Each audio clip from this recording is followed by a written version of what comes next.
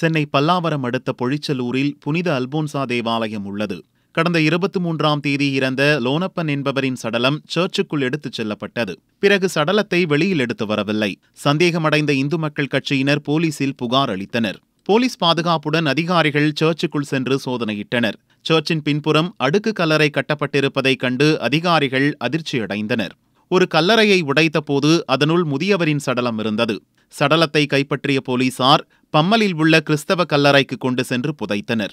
கேரளாவைச் சேர்ந்த மலபார் கத்தோலிக்க சபையின் கட்டுப்பாட்டில் பொழிச்சலூர் சர்ச் வருகிறது.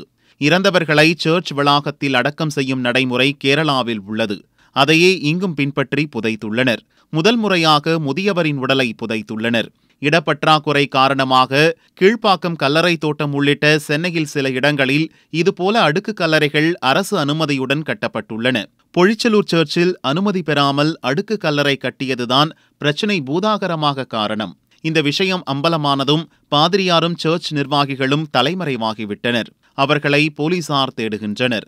அரசு அனுமதி கொடுத்தாலும் சர்ச்சுக்குள் அடுக்கு கல்லறை கட்ட அனுமதிக்க மாட்டோம் என்று சர்ச்சை சுற்றி வசிக்கும் பொதுமக்கள் எதிர்ப்பு தெரிவித்துள்ளனர்.